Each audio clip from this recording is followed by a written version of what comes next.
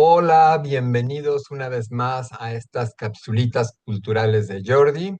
Me da gusto verles por aquí de nuevo. Hoy vamos a tratar pues ya de arquitectos. Habíamos ido viendo los arquitectos de la primera mitad del siglo XX, los que más destacaron. Luego comenzamos a ver ya algunos de la segunda mitad, como fue Norman Foster en la capsulita pasada. Y ahora vamos a ver esta sensacional arquitecta, y digo sensacional porque fue muy prolífica, se fue adaptando también, fue como transformándose, ya iremos viendo esta metamorfosis que fue experimentando ella en sus proyectos. Y bueno, es de las primeras arquitectas mujeres famosas, ya mundialmente famosas, lo cual pues también es muy importante para el mundo de la arquitectura, que no solamente hayan destacado hombres arquitectos, sino que ya comencemos a tener estos brillantes talentos femeninos dentro de la arquitectura.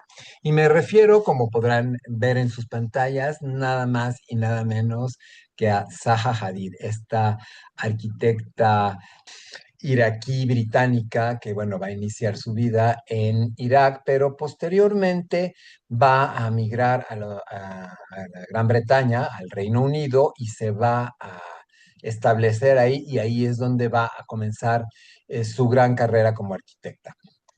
Bueno, pues así rápidamente tenemos aquí que nace en Bagdad, en Irak, viene de una familia árabe sunita. Su papá era un industrial muy acaudalado, que había hecho buen deal, hizo un buen capital, y también va a pertenecer al gobierno. O sea, durante su vida profesional, pues va a estar formando parte del gobierno de Irak, y va a formar parte también del gabinete, va a ser primer ministro, va a tener varios puestos, lo cual también le va a permitir pues seguir teniendo un nivel económico bastante alto. O sea que Saja va a criarse en una familia bastante acomodada.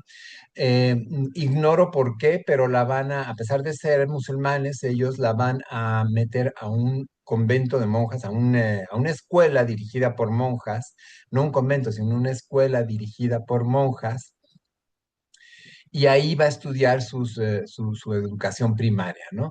Y bueno, obviamente, al ser monjas francesas, pues también va a aprender la primera lengua extranjera que ella aprende, aparte del árabe, pues va a ser el francés. Posteriormente también le enseñan, al ser de una familia acaudalada, pues también va a aprender el inglés. Después, la educación secundaria la va a realizar tanto en Suiza como en el Reino Unido, en Gran Bretaña. Posteriormente va a regresar al Medio Oriente y va a estar estudiando en la Universidad Americana de Beirut. Va a estar estudiando la carrera de matemáticas y se va a graduar con honores en esta carrera de matemáticas, y posteriormente ya vamos a ver cómo ella va a aplicar estas matemáticas en estos diseños tan audaces que va a hacer.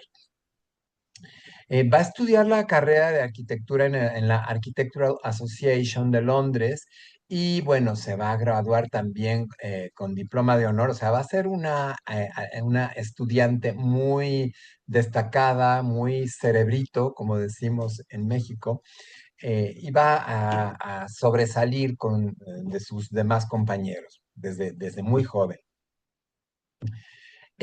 Bueno, ya estando en la escuela de arquitectura, va a ir presentando diseños, como unos diseños muy originales, ya los vamos a ver ahora. En el 76 presenta el ejercicio escolar sobre el Hotel Malevich Tectonic, y también va a presentar algunos otros diseños.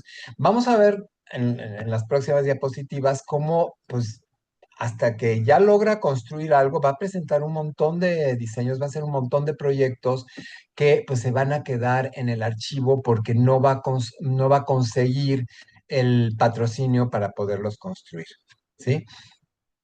O para ganar los concursos, ¿no? Acaban no ganando el concurso, pero sí participa con diseños muy audaces y muy originales. También va a establecer su despacho ya en el 79, bueno, en el 77 se va a graduar ya como arquitecta, en el 79 establece su despacho y va a colaborar en una oficina que se llama OMA, que es una oficina de arquitectos que primero fueron sus maestros y después van a ser sus colegas, ¿sí? Estamos hablando de esta oficina, Office for Metropolitan Architecture, cuyas siglas son OMA, y posteriormente ya se va a separar de ellos y va a fundar su propio despacho, Zaha Hadid Architects. En esta época también va a dar clases en la Architectural Association, que es donde ella estudió, y los que habían sido sus maestros, pues también van a pasar a ser sus compañeros catedráticos, ¿sí? Entonces, bueno, así rápidamente y muy someramente, esta fue su infancia, adolescencia y juventud como estudiante, y de ser estudiante va a pasar a ser profesora y ya a ejercer como arquitecta y va a comenzar a darle la vuelta al mundo. Por eso ven aquí abajo a la derecha ese mundito que puse a dar vueltas, porque pues va a haber obras de ella en muchos países del mundo, prácticamente en todos los continentes. Aquí vemos esta foto donde está con en la Architectural Association de Londres, donde ella estudió y también donde daba clases. En esta foto, pues ya la vemos, ya era en su etapa de maestra con algunos compañeros suyos maestros. Y bueno, el alto que vemos al lado de ella, pues es nada más y nada menos que Rem Koolhaas, otro arquitecto holandés muy destacado que le vamos a hacer próximamente su cápsula.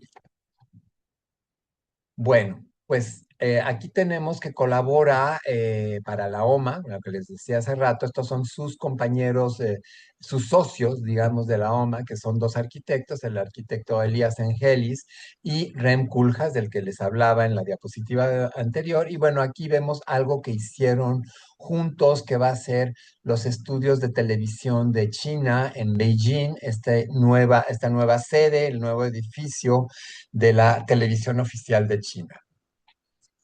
Bueno, tenemos algunos proyectos de los que les decía, va a presentar varios proyectos que no se van a realizar, pero va a ir destacándose, para algunos va a ganar premios, aunque no se van a construir, pero va a comenzar a ser muy visible ella por lo original de sus proyectos, ¿sí? Vamos a verlos muy por encimita. Ya si ustedes quieren detenerse y leer los textos con calma, pues vamos a irlos narrando muy someramente. Va a ser el proyecto de la ampliación del Parlamento holandés, este que tenemos aquí arriba a la izquierda, el Parlamento holandés en La Haya, obviamente colaborando para este grupo que les decía, el grupo OMA, y la ampliación del complejo Binnenhof, ¿sí? Para el alojamiento de los parlamentarios de La Haya. Bueno, les va a diseñar esta ampliación para que se pudieran alojar ahí mismo los parlamentarios. No se llevó a cabo. También va a proyectar la residencia del primer ministro irlandés en Dublín, en la capital de Irlanda, y va a hacer, o sea, era un palacio que ya existía, este que ven abajo de la foto, iluminado en verde por la noche, es pues el palacio del primer ministro, pero la idea era detrás del palacio construir pues la vivienda del primer ministro para que pudiera estar ahí con su familia. Se trataba de dos naves curvilíneas, una donde sería el alojamiento privado del primer ministro y su familia, y la otra, esta otra ala curva, sería donde el primer ministro recibiera visitas oficiales, que no requirieran de utilizar el palacio que ya existía, ¿no? El palacio, digamos, lo que era la parte administrativa del primer ministro. Entonces, bueno, esto se iba a hacer en los terrenos que desocupó la Anunciatura Apostólica en Dublín, pero finalmente no se realizó. Tenemos también este otro proyecto que aquí pongo la cara de interrogación porque llegó a hacer algunos proyectos, algunas imágenes de sus proyectos que pues más bien parecen pinturas abstractas, expresionistas, hubiera ganado un concurso de expresionismo, pero que son difíciles de interpretar desde el punto de vista arquitectónico, ¿sí? O sea, eran dibujos que requerían de una explicación para realmente poder entenderlos, ¿no? Por lo general, ella presentaba estos dibujos y ella los explicaba. Entonces, así era como sí se daba a entender. Y obviamente, pues cautivaba a los clientes por la forma en que ella los explicaba, ¿no? Pero sí, para una persona común y corriente, pues sí son un poquito difíciles de comprender porque son perspectivas mezcladas. Ahí te da la idea también de que ella estudió matemáticas y en su mente matemática, pues ella podía abstraerse y concentrar los diferentes espacios vistos desde diferentes ángulos, que esos son estos dibujos, son esos espacios vistos desde abajo, desde arriba, desde un lado, un poco lo que era la teoría cubista de la pintura, ¿no? Lo que fue un poco Pablo Picasso, que el cubismo representaba diferentes ángulos sobre el mismo plano. Bueno, eso lo hacía ella en un principio y por eso era difícil de entender. Este fue un proyecto que se llamó Eaton Place en Londres, era para rediseñar unos edificios antiguos, pero pues no consiguió la construcción, bueno, no consiguió que le asignaran ese proyecto, pero sí ganó premios internacionales, ¿sí? En cuanto al diseño de esos proyectos. Le va a pasar mucho eso, que en cuanto a diseño sí va a ganar los premios, pero quizás al principio le fallaba un poco la practicidad, ¿no? O sea, se alejó demasiado del funcionalismo y entonces pues a los clientes les era difícil comprender cómo eso iba a, número uno, a ser de bajo costo, que por lo general no lo era. Y número dos, a ser funcional en cuanto a las necesidades de esos clientes. Entonces, bueno, por eso muchos no se realizaron. Aquí tenemos otro muy interesante del el Parc de la Villette, que son unas instalaciones públicas que se iban a dedicar a la ciencia y a la música. Era una especie de centro cultural, pero que tampoco consiguió el poderse realizar, el poderse construir, simplemente se quedó en proyecto. Va a tener también otros proyectos. Vean ustedes lo que les decía, o sea, hace sus pinturas como desde diferentes ángulos y realmente sí son difíciles, en un principio son difíciles de comprender por un cliente común y corriente, ¿no? Que hasta uno como arquitecto necesita explicación de estos dibujos, que le digan, a ver, por dónde se entra, por dónde se sale y qué estamos viendo, si lo estamos viendo desde arriba, desde abajo o por dónde, ¿no? Porque mezcla todo. Ella sí lo podía comprender, pero para uno es difícil.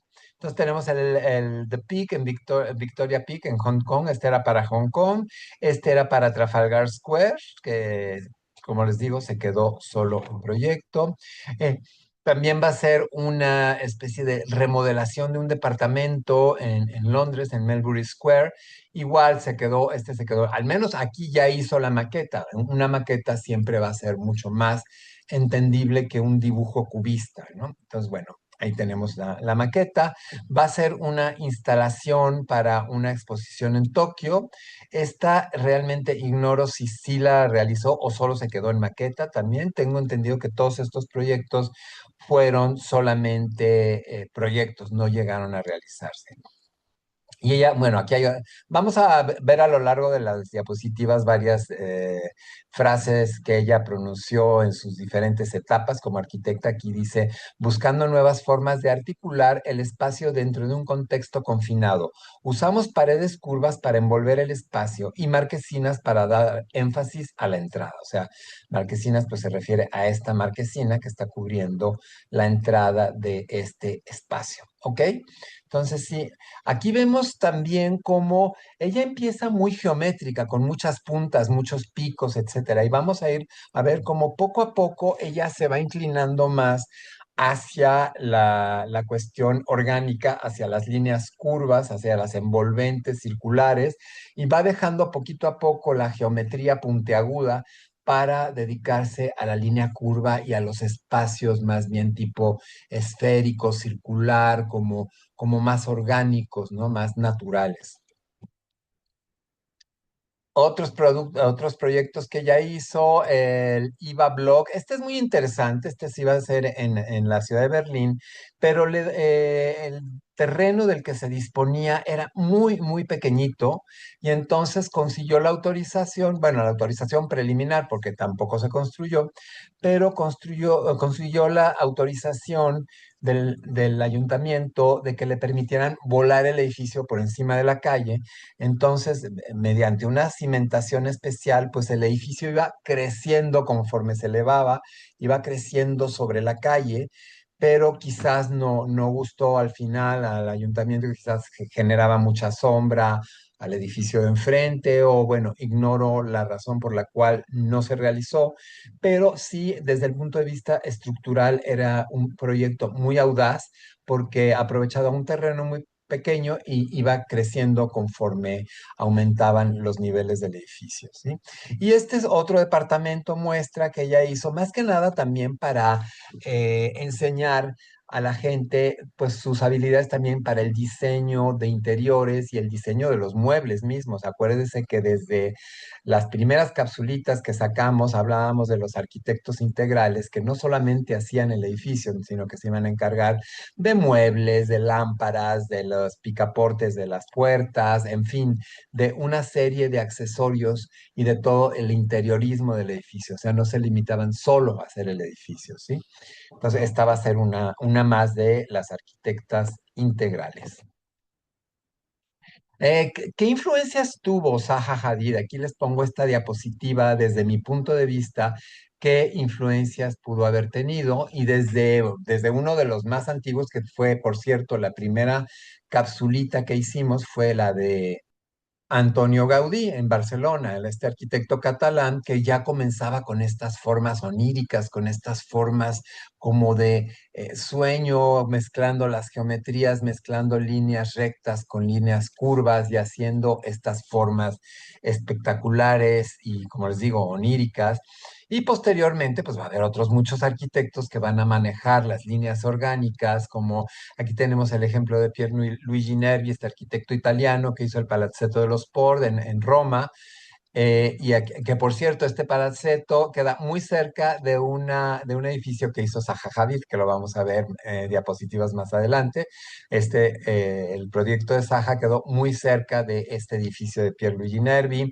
También va a recibir influencia de Rosarinen, del cual ya vimos su capsulita, de Santiago Calatrava, que también ya hicimos una capsulita de él, con estas formas también súper curvas, súper monumentales y súper voladas. Aquí Zaha Hadid se va a inspirar mucho en Calatrava, en esta cuestión de las formas con un gran cantilever, es decir, muy salido el edificio, sin columnas. Para aquellos que no son expertos en arquitectura, pues son edificios que parece que están flotando en el aire, ¿no? Entonces, ese va a ser la característica tanto de Calatrava como de Zaha Hadid. Y también influenciada muy probablemente por el arquitecto Félix Candela, un arquitecto hispano-mexicano que va a vivir su vida profesional principalmente en México y va a hacer obras también muy curvilíneas, muy de grandes, claros, sin columnas. De hecho, en el caso de Félix Candela, la losa, la cubierta, se convierte en apoyo, se convierte en columna, son lo mismo, se transforma al ir bajando, pues la misma losa hace las veces de columna, ¿ok? Entonces, bueno, de acuerdo a mi visión, esos fueron los arquitectos que probablemente hayan influido en Zaha Hadid. Bueno, aquí por fin llegamos a la primera obra realizada por Zaha Hadid. Es un edificio de apartamentos en Berlín, en Alemania, bueno, a ver si puedo pronunciar esto, en la Stresemannstraße. Y bueno, se realizó este edificio y aquí tenemos ya la foto del edificio realizado con estas formas que ella proponía, estas fachadas plateadas como de acero, para reflejar la luz del sol, la luz del día, que fuera cambiando y que fuera reflejándose en el suelo y en los otros edificios conforme el sol se movía. Y bueno, y aquí tenemos a esta figurita celebrando que ganó su primer proyecto para construir y pues obviamente comenzó a tener ingresos para su despacho, ¿sí? Ok.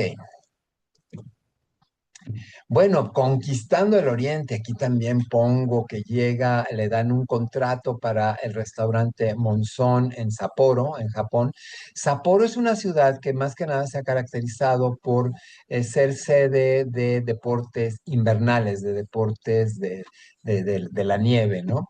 De hecho, fue sede de unos Juegos Olímpicos de invierno. No sé si lo ha sido varias veces, yo recuerdo uno nada más, pero quizás varias veces ha sido sede de los Juegos Olímpicos. Y entonces Saja, para recordar ese frío de la nieve, utilizó estas placas de acero y estos colores muy pálidos, muy blancos, para recordar el frío de la nieve, pero a su vez va a usar en la parte alta del restaurante estos plafones, estos techos en colores muy cálidos para crear un equilibrio entre el frío y el calor, ¿no? Entre el hielo y el fuego, recordar un poco esa simbiosis de frío y calor y hacer que los comensales del restaurante pues estuvieran más a gusto en ese restaurante. Aquí tenemos a este maestro de karate o de judo aquí saludándonos al estilo oriental. Bueno, pues seguimos conquistando el Oriente. Le van a dar una estructura para la Expo Internacional de Osaka de Japón en el 90. O sea, ahí sí, Osaka fue varias veces sede de expos internacionales. Y aquí tenemos la del 90, ¿sí?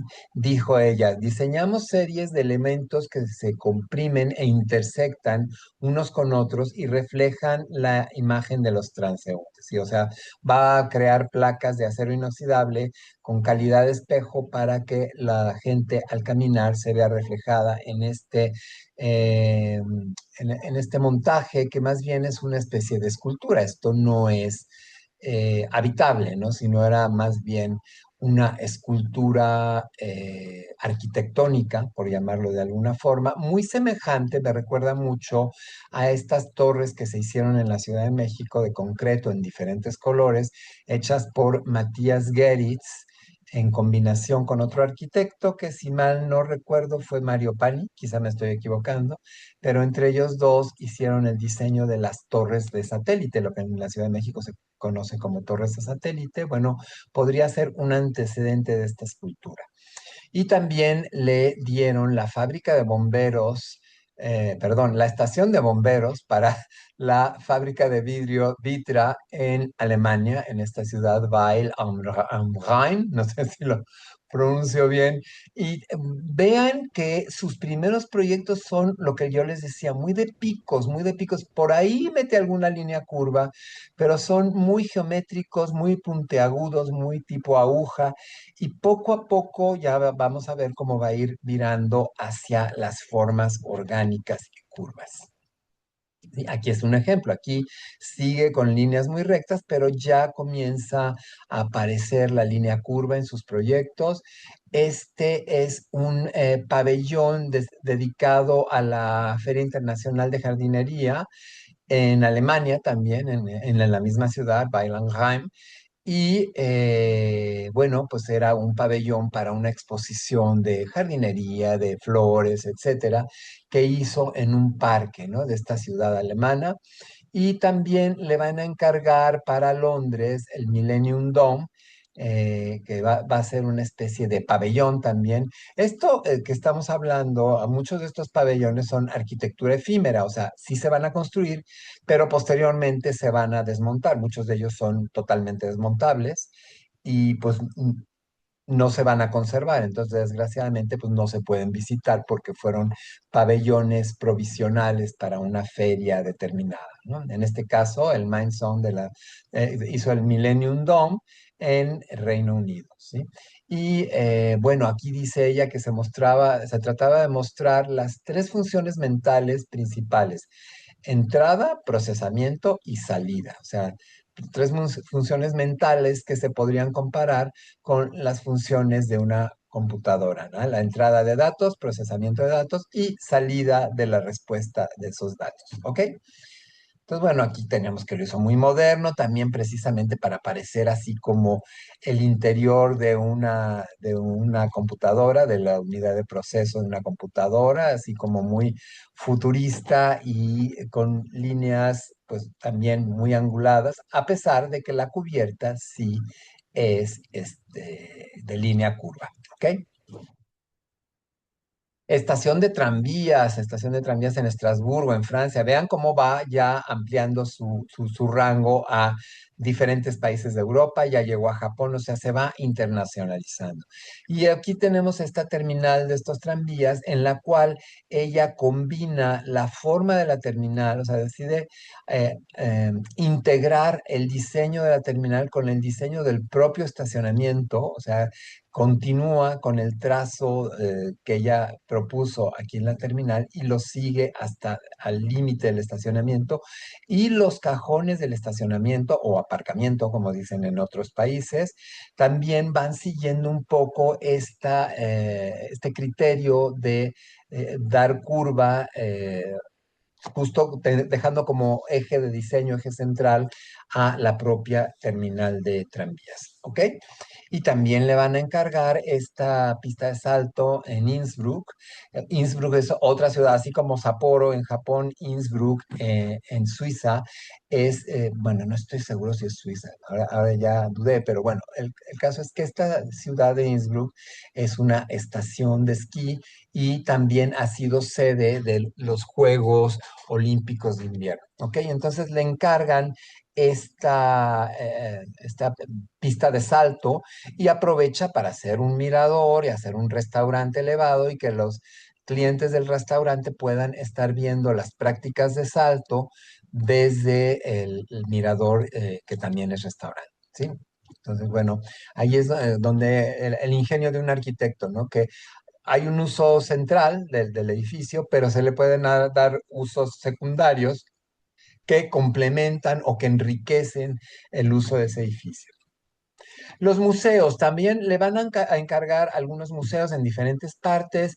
Por fin construye también en Estados Unidos, va a ser la primera mujer en diseñar un museo de arte en Estados Unidos y este es el museo que ella diseña de la Lois and Richard Rosenthal Center for Contemporary Art, o sea, el Centro de Arte Contemporáneo en Cincinnati, Ohio, va a estar en una esquina, el proyecto le toca un terreno en esquina y ella va a aprovechar para hacer este muro colindante con el edificio de al lado y hacer un muro de la misma altura y que termina en curva, o sea que la línea vertical se convierte en línea horizontal y tenemos este juego de volúmenes salidos. No solamente va a manejar los volúmenes, sino que va a manejar las texturas y colores, ¿no? Va a combinar el blanco con el negro y esta vidriera reflejante para obtener este juego de volúmenes y texturas. Aquí seguimos, por ejemplo, con líneas sumamente geométricas, sumamente rectas, pero en este otro museo ya se comienza a inclinar por la línea curva, por esta línea continua que parte del piso, da la vuelta, hace las veces de pared, de muro lateral y se convierte en cubierta para después bajar e integrarse nuevamente con el césped del jardín, ¿sí? Entonces ahí ya ella comienza a hacer su transición hacia las líneas curvas. Y bueno, en esta siguiente diapositiva, pues vemos cómo ya le comienzan a llover proyectos de muchos lados. Y bueno, a ella no le pasó como otros arquitectos que hemos visto que se descuidaron un poco cuando les cayó el volumen de trabajo, pues como que descuidaron los detalles un poco. Ella la vemos que sigue cuidadosa con sus detalles. Obviamente para ese momento, para el año 2000 ya tenía un gran equipo trabajando con ella. Entonces, bueno, ella finalmente solo supervisaba los diferentes diseños, ¿no? Ya tenía su equipo de proyectistas.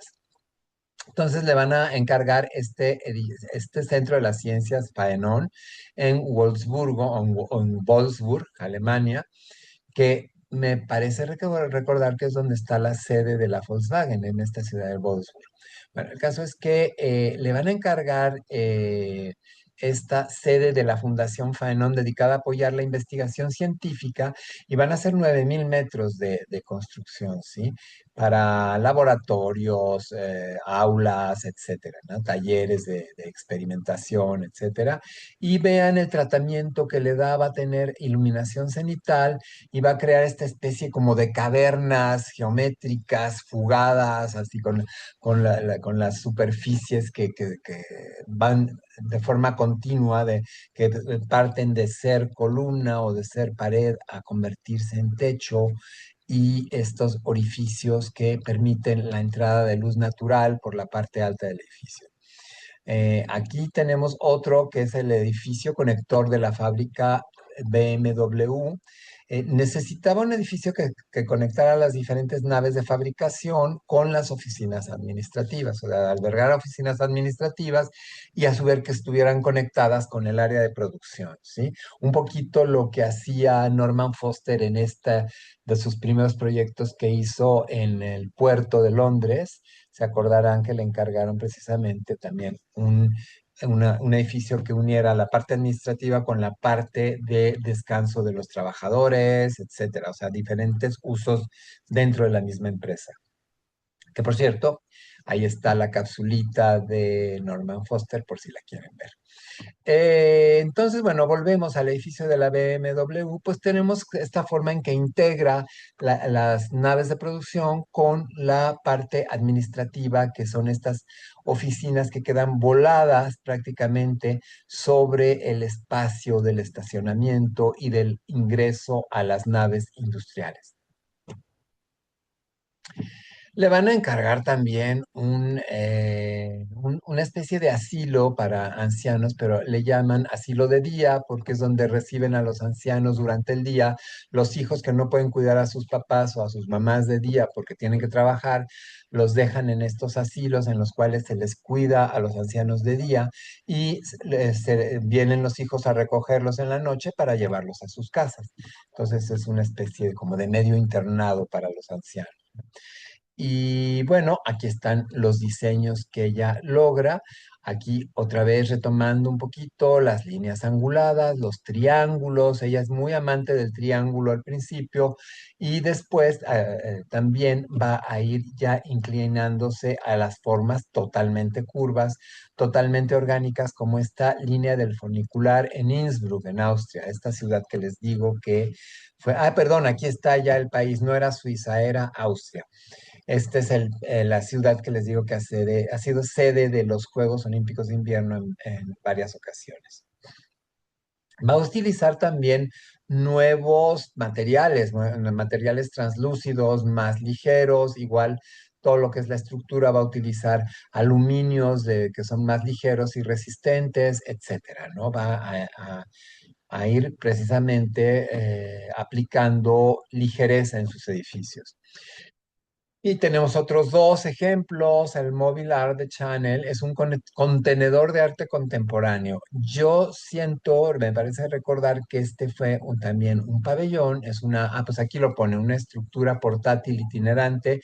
Este fue para ir haciendo una especie de exposición itinerante de los productos de Karl Lagerfeld, el diseñador de Chanel, alrededor del mundo, ¿no? Entonces era un pabellón que se desmontaba, igual podía estar esto inició en Hong Kong, pero de Hong Kong se podía ir a, no sé, a Berlín y de ahí a Roma y así ir dando la vuelta al mundo con este pabellón que era completamente desmontable. Este puente sobre el río Ebro, este que tenemos del lado derecho, pues también va a ser otro pabellón, pero ese sí va a ser permanente porque va a ser las veces de puente y pabellón de exposición sobre los temas de sostenibilidad del agua, ¿no? El agua y la sostenibilidad ambiental, la sostenibilidad ecológica. Y bueno, eso es lo que ocupa a este pabellón, este museo que a la vez funge como puente sobre el río Ebro en Zaragoza, Pues la ciudad de Zaragoza está atravesada por el río Ebro y pues él pasa justo a un lado de la famosísima Basílica del Pilar en Zaragoza, un sitio de peregrinación también muy importante. Y bueno, no muy lejos está este modernísimo puente de Zaha Hadid.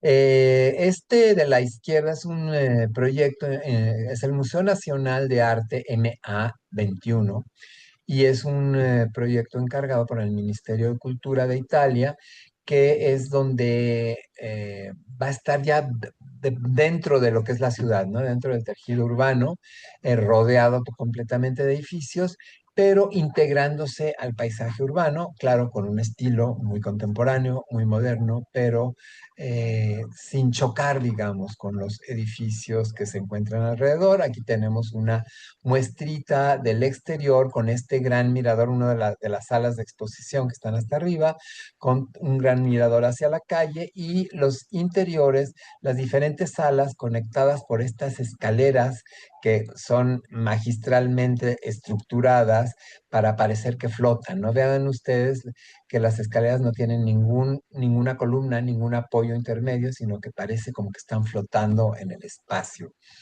Y otro pabellón itinerante, otro pabellón portátil que se lo encargó el Ayuntamiento de Chicago para celebrar el bicentenario del Plan Burham para la reordenación urbana de la ciudad. Eh, Recordemos que la ciudad de Chicago a mediados del siglo XIX, en 1872, tuvo un incendio tremendo que devastó pues dos terceras partes de la ciudad y que eso provocó la nueva corriente de arquitectos. Eso atrajo muchos arquitectos de otras partes de Estados Unidos para, como un campo fértil para volver a construir edificios con una nueva arquitectura y con las nuevas tecnologías que estaban surgiendo en el finales del siglo XIX, tecnologías de construcción. Fue cuando comenzaron los primeros rascacielos, pues fue después de este gran incendio de Chicago, ¿sí? Bueno, aquí tenemos también, perdón, tenemos este puente que hizo aquí a a la izquierda, que es en Abu Dhabi, en los Emiratos Árabes Unidos, este puente que se le encargó en una de las entradas de mar que dan a la ciudad y se le encargó para evitar precisamente rodear la autopista, antes rodeaba y pasaba por otro puente que estaba más adentro y se le encarga este puente para tener un acceso más directo a la autopista y para, obviamente, desfogar el tráfico en otros puentes que ya existían. Entonces vemos ya cómo comienza con estas líneas curvas sosteniendo el puente. El puente es en parte suspendido por tensores y en parte apoyado por columnas. O sea, es un puente mixto desde el punto de vista estructural y pues aquí vemos ya la mano de Saja, ¿no? Esta mano de líneas ya muy orgánicas. Y también va a ser una escuela, va a estar en una escuela en Londres, en el Reino Unido, una escuela, me parece que es de nivel secundaria, y también vemos pues ya los diseños de ella, ¿no? Cómo hace que esta pista para que corran en la clase de deportes, la pista pues va recorriendo por todo el edificio, pasando por debajo de las aulas y todo, ¿no? O sea, son diseños muy ingeniosos de parte de ella y bueno, los diferentes salones, aulas, comedores, etcétera, ¿no? Que tenía con estas líneas que ya se vuelven muy características de ella, ¿no? Que van confluyendo y se separan, mezcla líneas curvas con líneas rectas y muy geométricas. Bueno, aquí tenemos este Teatro de la Ópera en Guangzhou, en China. Ya cuando veamos el curso bien detenido de Zaha Hadid, les contaré que cuál fue el motivo de que se hiciera este teatro tan espectacular. Precisamente fue el que se tenía que presentar una obra inglesa del compositor de ópera rock Andrew Lloyd Webber, se tenía que presentar, no tenían un teatro digno donde presentar esa obra y lo tuvieron que acabar haciendo en el edificio del Parlamento y eso motivó a los dirigentes del gobierno chino a construir este fantástico y espectacular teatro en el cual se le adjudicó el proyecto a Zaha Hadid. ¿sí? Ella dijo sobre este teatro: he querido diseñar dos rocas gemelas que brillaran frente al futuro Museo Metropolitano de Beijing, perdón, de Guangzhou. Entonces, bueno, aquí tenemos ya el teatro terminado y ella pues acudiendo a la ceremonia de inauguración del teatro. También ahora volviendo a Europa, Marsella, pues le van a encargar esta torre de oficinas, de las oficinas centrales de una empresa transportista en Marsella, en la ciudad de Marsella, frente al mar Mediterráneo, relativamente cerca de Barcelona. Le van a encargar este edificio de oficinas que ella va a hacer con estas formas ya, como les decía en diapositivas anteriores, las líneas verticales integrándose con las horizontales para formar puentes de comunicación entre el edificio y probablemente el estacionamiento o algún otro anexo de la empresa que se encontraba de forma horizontal, ¿no? Contiguo a la torre. Pues bueno, vamos viendo cómo evolucionan sus diseños. Este va a ser el Museo del Transporte en Escocia, en Glasgow, en la provincia de Escocia, en el Reino Unido. Y bueno, va a ser un museo donde van a albergar vehículos antiguos, todo lo que tiene que ver con transporte, tanto de locomotoras como de los primeros automóviles, etcétera. Y pues ella hace esta figura que es como una ola que para ella representa pues el movimiento, ¿no? Esta línea que va fluyendo como si fuera pues casi una gráfica una gráfica de estatus financiero de alguna empresa que con subidas y bajadas, bueno, esto para ella recuerda un poco el movimiento que es el tema del edificio, es el transporte, ¿sí?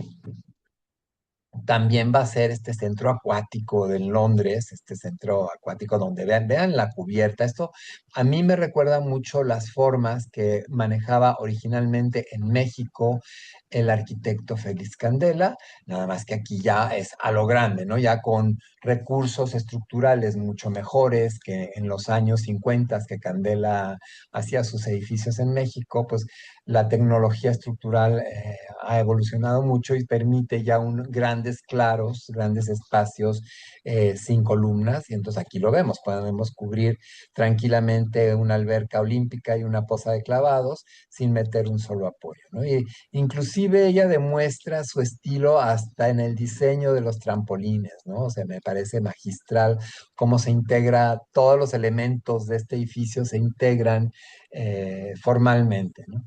Entonces, bueno, es un gran proyecto. Aquí pone que fueron 24.000 metros cuadrados de proyecto y se hizo para los Juegos Olímpicos del año 2012.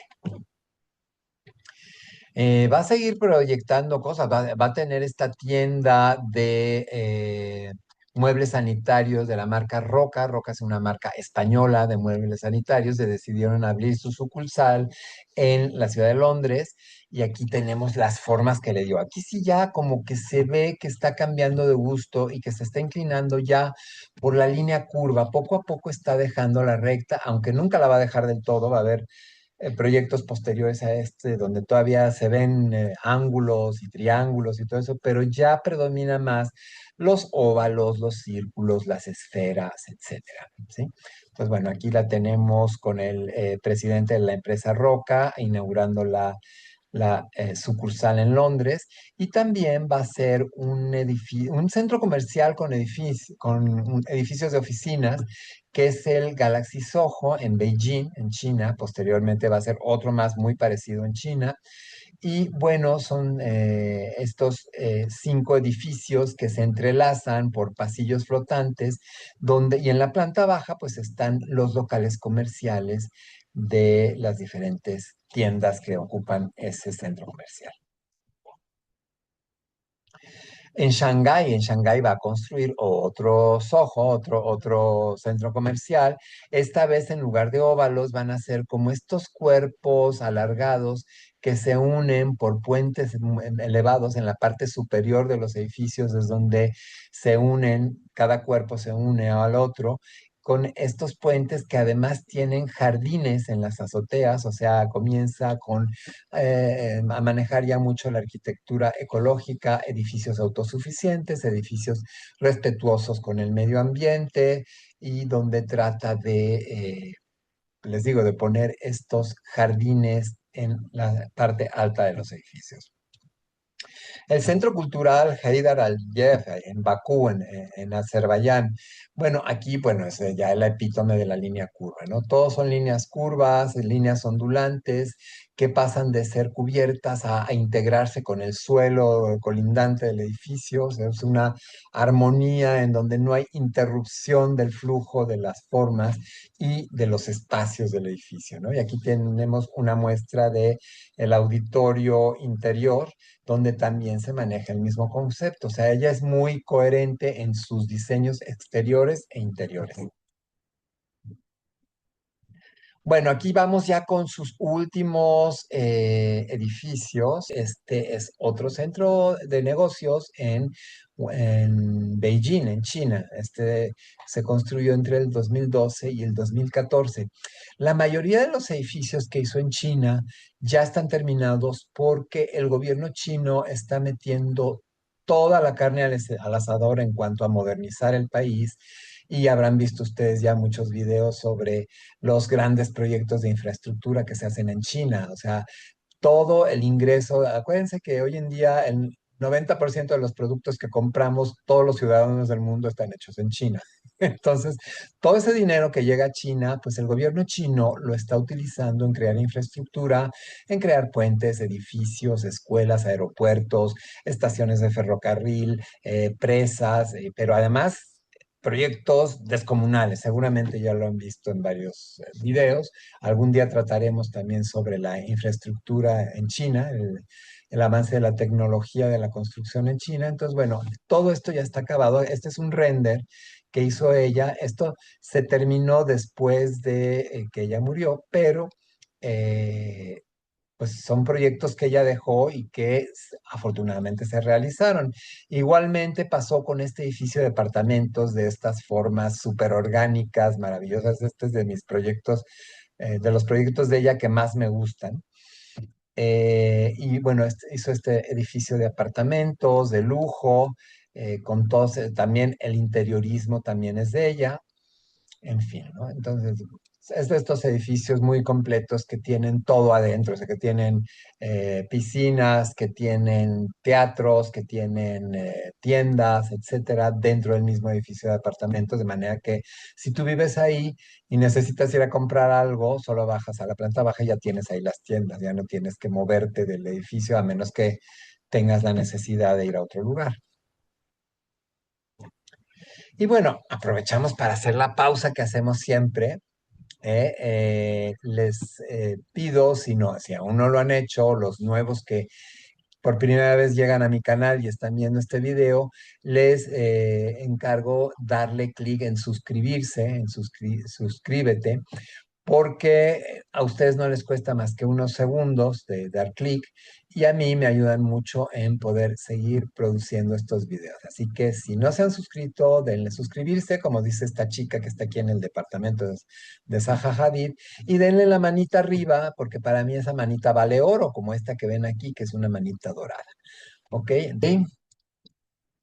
Bueno, pues vamos a pasar con la siguiente parte, que es lo que ella dedicó al mobiliario, el diseño de mobiliario, accesorios, iba desde las mesas, los muebles de baño, la grifería, los picaportes de las puertas. Fue, como ya les había yo mencionado en otras capsulitas refiriéndome a otros arquitectos, fue la típica arquitecta integral que veía todos los aspectos de diseño de su proyecto, no solamente el edificio, sino todo lo que estamos viendo aquí, el mobiliario, accesorios, etcétera.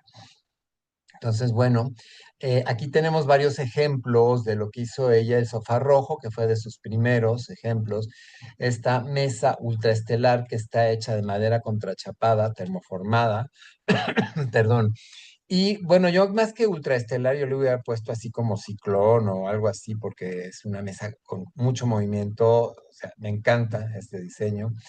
Y este sofá que nos recuerda mucho la forma de sus últimos edificios. Realmente hay una gran congruencia entre el exterior y el interior de sus edificios. O sea, lo que ella diseña de mobiliario, de accesorios, de interiorismo, va en congruencia con el exterior del edificio. Eso es muy, muy importante en un arquitecto. Entonces, aquí ella lo logra, este librero, que si bien no me parece así como que muy funcional y práctico, pues como elemento escultural es maravilloso. Entonces, bueno, aquí tenemos una muestra de lo que ella hacía, el florero, este florero que hizo en cerámica negra. Esta serie de adornos de vidrio, de vidrio termoformado también, eh, que hizo en exclusiva para la tienda de Harrods, esta tienda departamental inglesa tan famosa, que tiene su sede en Londres. Bueno, ella le hizo en exclusiva esta serie de adornos de vidrio y esta mesa que me parece su pièce de résistance increíble. O sea, me parece un elemento sumamente original, sumamente creativo, ingenioso, de esta mesa que parece como si se hubiera congelado el agua de un remolino, de pronto se hubiera congelado, y este chorro que parece que cae hacia abajo, esta especie de desagüe en remolino, pues no son más que las patas de la mesa. Esto está trabajado en resina acrílica con un resultado, desde mi punto de vista, espectacular. Así que creo que es de las mejores piezas que le he visto a Saja y me encantaría tener algo así en mi casa. También, como les decía en diapositivas anteriores, ella ya ven que hizo la sucursal para los muebles Roca, pero no solamente le diseñó a Roca en exclusiva muebles sanitarios, sino también diseñó para otras marcas. Hizo estos que son los muebles para la marca Notken, que me parece que es escandinava, para esta marca española, porcelanosa, también hizo esta bañera, hizo lavamanos, hizo la grifería, en fin, pues se ve su mano, ¿no? En todos estos diseños. Va a ser lámparas de muy diversas formas, todas con estas formas orgánicas, curvas, como amibas, como estas, como chorros de agua o acero. Parece que es pues un metal que está al rojo vivo y que se está vaciando, así como cuando se está fundiendo el metal que escurre de esta forma. En fin, todas estas formas tan características de ellas, metiendo ya colores también muy típicos de lo que le gusta a ella. Y estos muebles son mueble y escultura a la vez. No sabemos dónde termina la escultura y dónde empieza el mueble, pero pues son esculturas que tienen un uso práctico también, ¿no? Tienen el uso de mobiliario. Entonces, bueno, ella hizo muchos muebles en este estilo. Ella va a diseñar la curaduría de sus exposiciones con estas formas también muy orgánicas y va a distribuir las maquetas y las imágenes de sus proyectos a lo largo de la sala de exposiciones. Lamentablemente nos va a dejar muy joven, se va a los 65 años de edad en marzo del 2016. Aquí vemos la ceremonia, que le están haciendo una ceremonia fúnebre dentro del rito musulmán, el rito islámico, y pues la van a acabar enterrando aquí al lado de su padre en este cementerio. El funeral en la Mezquita Central de Londres se hizo el 7 de abril del 2016 y una de las frases que ella pronunció, la tenemos aquí, dice: no creo que la arquitectura se trate solo de un refugio, de una simple envoltura. Debe ser capaz de excitarte, de calmarte, de hacerte pensar. Entonces, bueno, fue una de las frases que la hicieron famosa. Y bueno, ya vieron la sorpresa para la siguiente capsulita.